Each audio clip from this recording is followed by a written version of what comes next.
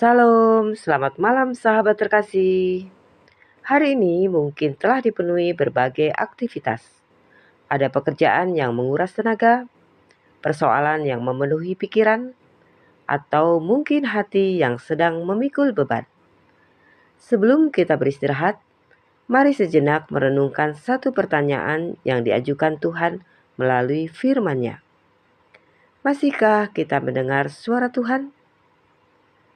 Sahabat terkasih, ada seorang ayah memiliki kebiasaan menjemput putrinya setiap sore sepulang sekolah. Ketika putrinya masih kecil, setiap kali melihat ayahnya datang, ia langsung berlari sambil tersenyum dan memeluknya. Namun ketika beranjak remaja, kebiasaannya mulai berubah. Ia selalu berjalan sambil mengenakan headphone. Musik yang didengarnya begitu keras sehingga ia tidak mendengar ketika ayahnya memanggil namanya. Suatu hari, sang ayah memanggil beberapa kali. Tidak ada jawaban.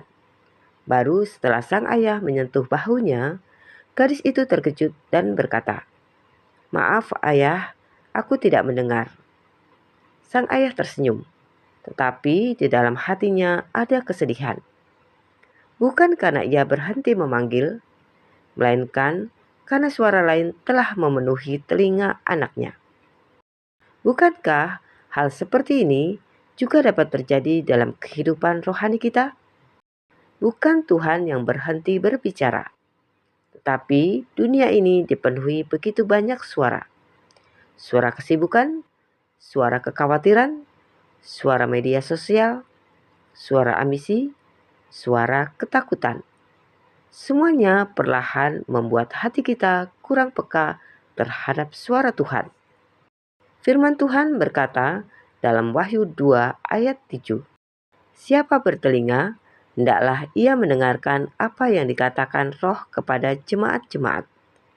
Barang siapa menang, dia akan kuberi makan dari pohon kehidupan yang ada di taman Firdaus Allah." Kalimat ini diulang beberapa kali dalam surat kepada 7 jemaat. Karena tidak semua orang yang memiliki telinga benar-benar mau mendengar. Mendengar yang dimaksud bukan sekedar suara masuk ke telinga, melainkan membuka hati, menerima firman, lalu melakukannya. Seringkali kita berkata bahwa Tuhan terasa diam. Namun, sudahkah kita menyediakan waktu untuk benar-benar mendengarkan? Apakah doa kita hanya berisi daftar permintaan? Ataukah kita juga memberi ruang bagi Tuhan untuk berbicara melalui firman-Nya? Kadang Tuhan berbicara melalui ayat yang kita baca. Kadang melalui khotbah, kadang melalui teguran yang membangun. Kadang melalui damai sejahtera yang memenuhi hati ketika kita mengambil keputusan yang benar.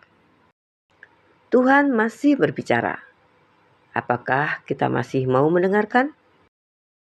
Di akhir ayat ini, Tuhan memberikan sebuah janji yang indah. Barang siapa menang, dia akan kuberi makan dari pohon kehidupan yang ada di taman Firdaus Allah. Orang yang menang bukanlah orang yang tidak pernah menghadapi pencobaan. Orang yang menang adalah mereka yang tetap setia mendengar dan menaati Tuhan sampai akhir. Malam ini, sebelum memejamkan mata, mari kita mengingat kembali perjalanan hari ini. Apakah ada firman Tuhan yang sempat mengingatkan kita? Apakah ada teguran yang mungkin kita abaikan? Apakah ada ajakan Tuhan untuk mengampuni, mengasihi, atau meninggalkan sesuatu yang tidak berkenan kepadanya? Kiranya hati kita tetap lembut dan peka terhadap suaranya. Sahabat terkasih, mari kita berdoa bersama. Bapa yang Maha Baik, terima kasih karena Engkau adalah Tuhan yang masih berbicara kepada anak-anak-Mu. Ampunilah kami karena selama ini lebih banyak mendengarkan suara dunia daripada suara-Mu. Ampunilah kami ketika kesibukan, kekhawatiran, dan berbagai hal lain membuat hati kami menjadi kurang peka terhadap firman-Mu. Malam ini, kami datang kepadamu dengan kerinduan untuk memiliki hati yang mau mendengar dan taat. Berbicaralah kepada kami melalui firman-Mu setiap hari, dan berikan kami keberanian untuk melakukan kehendak-Mu. Kami serahkan malam ini ke dalam tangan-Mu. Berikan kami istirahat yang tenang, lindungi keluarga kami, dan bangunkan kami esok pagi dengan kekuatan serta pengharapan yang baru. Di dalam nama Tuhan Yesus Kristus, kami berdoa dan mengucap syukur.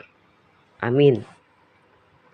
Sahabat terkasih, kiranya hati kita selalu peka mendengar suara Tuhan dan setia mengikuti tuntunannya. Sampai jumpa di renungan malam berikutnya. Selamat beristirahat. Tuhan Yesus memberkati.